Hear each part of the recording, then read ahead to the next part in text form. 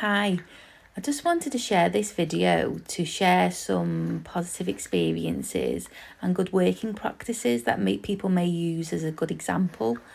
So I'm going to talk about the days leading up to my father passing away and what happened.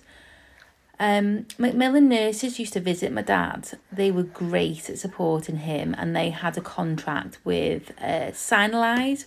Signalise are a cooperative co-owned by the local deaf and interpreting community and was set up because deaf people were having so many issues accessing healthcare. They were really good service, well regarded. Macmillan came to visit my father one morning and noticed that there'd been a sharp decline in his health. After discussions, it was agreed that he needed to go to a hospice.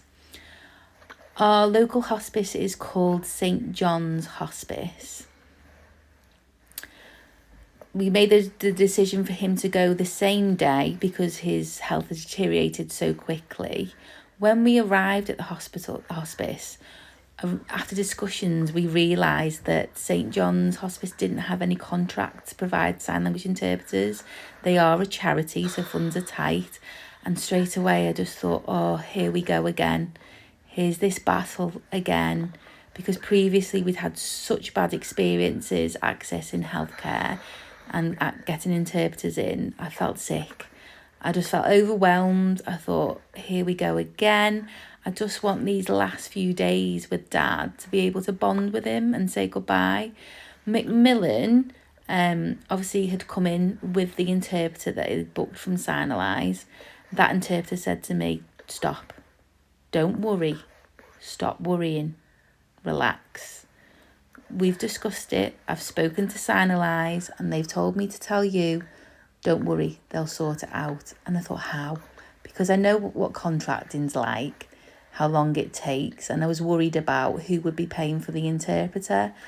You know that usually these things take a long time to organise, and the interpreter again reiterated, no, Signalise told me, stop worrying, forget about it, it's not your responsibility, we will sort it out. And I thought, wow, this is such a different experience to what I was used to. So we thanked him, and my father was in the hospice for 4 or 5 days. The same interpreter was sent to us every single day, and the quality of that interpreter was outstanding. It feels like some hearing professionals sometimes don't understand that interpreting is, well, firstly, it's a skill. And interpreters don't only just translate language. A good quality interpreter will know that it's their role to tell the doctor what they are seeing in that deaf patient and relay that. So yes, they need to translate what the deaf patient is saying, but they also need to say what they're seeing within that language. So is the deaf patient repeating themselves, or are their handshakes sloppy? Are they not being clear in their signing when before they were? Good quality interpreters will know to do that.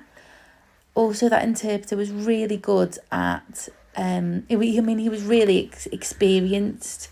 He'd been a long-standing interpreter. He knew to read the room. So my father might have been in bed and there might be family members sat around the bed. He would read the room and leave.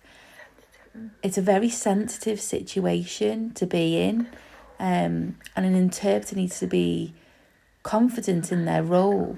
They're not like a medical professional. So a medical professional will be in and out and seen to other patients.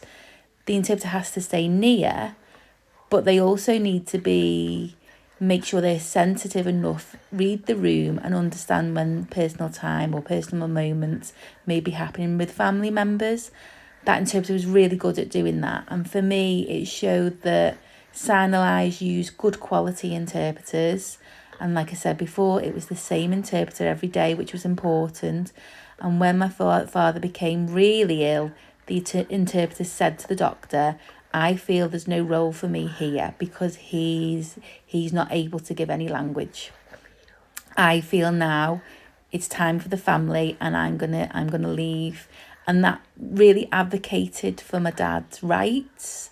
It advocated for my dad's dignity because he knew that Richard wouldn't want to see him like that. And I just thought that was really good. So that's a good experience I wanted to share with you all. And maybe others can use that for good practice in the future. So thank you for watching. Bye.